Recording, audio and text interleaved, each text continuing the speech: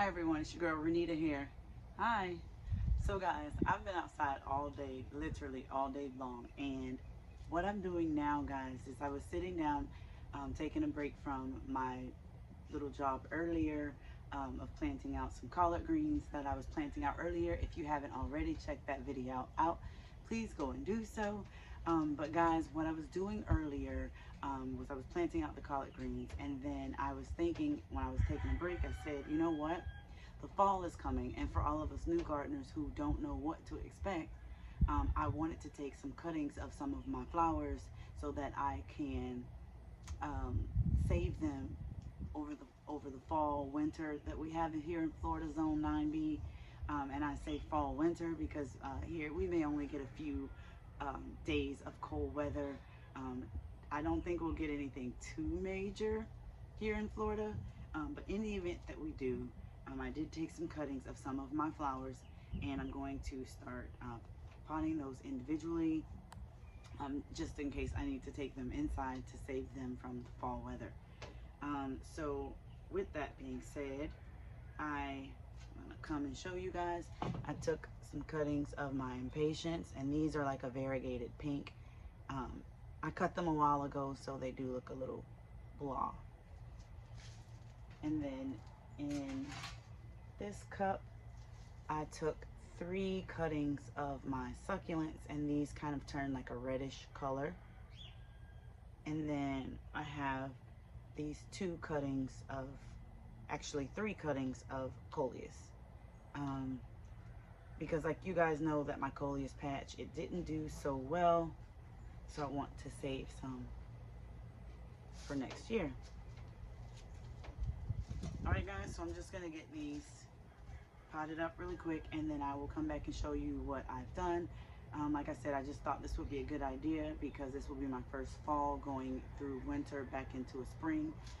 This will be my first fall garden. So yeah, I just want to preserve some of my plants just to make sure I have something to start with next year for the spring. All right, so I'll be back guys to let you know exactly what I take care of.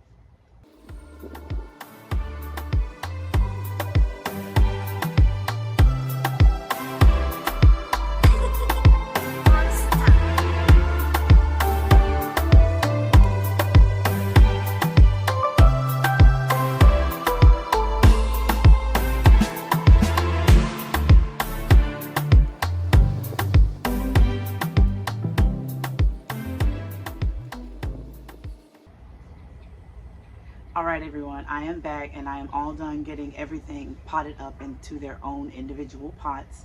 But before I share all of that with you, I wanted to share with you, these are just 10 things that as a new gardener, I wanted to share with anyone else that is possibly a new gardener, or just a gardener that's just looking for some new ideas in your garden on what you can do in the fall to make things better or easier for you.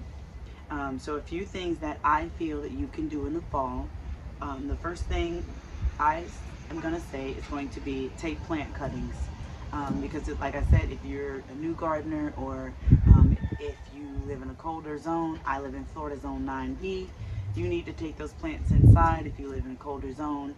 And then we may get a cold snap, but it may not do anything. And then we may have the 1 year where we get 5 days and we're down in 32 degrees. I don't know. But I don't want to take a chance because there are some flowers that I want to keep safe. So I'm going to take cuttings. And if we do get cold, I can take them inside. If not, then I have extra plants to start my season next year. The next thing that you can do in the fall is to feed and protect your soil. I've been watching a lot of videos over YouTube University, and I've noticed that everyone's, feeding their soil, adding compost, and fertilizing with their compost teas. So I've done a little research, and it does appear that this would be a good time to fertilize your garden. But again, that's just tips that you don't have to follow this. It's just a tip. And the next thing is going to be using leaves as compost. Guys, again, I'm a new gardener, so I did not know that you could use leaves as compost. There are a ton of trees above me, and we get a ton of leaves, and I was just bagging them up and getting rid of them. I'm gonna compost those leaves this year. The next thing that I didn't know you can do in the fall is going to be planting onions. And again, this is number 4. And I live in Florida in zone 9B. Now I know that you are supposed to plant your brassicas, your broccolis, your cauliflowers, your cabbages, things of that nature at this time of year. But I did not know that this is also a good time to plant onions and garlic, which I've already done. The next thing that I found out that you can do, which is going to be number 5, is planting bulbs like tulips, any like bulbing plant that you would plant in the ground. Those bulbs can withstand colder temperatures. I did not know that. Last year I picked up tulips and planted them out in the spring, but by the time they started to grow, they kind of just died because it got too hot too quick. Now I know I need to go and get some tulips and get them in the ground so that they can overwinter and grow in the spring, which I will be doing, and I'll share that with you guys when I find them. All right, so number 6, to prune your plants once they are dormant. I didn't know that there is a recommended time to prune your plants. Certain plants like your shrubs and your large trees would be now once they go dormant. I'm not gonna lie, I kind of clipped one of my the pink guava and some of the apple when I got them in the spring. I didn't know, but now I know. When you know better, you do better. The next thing, number 7, just overall garden cleanup and removal of like summer crops.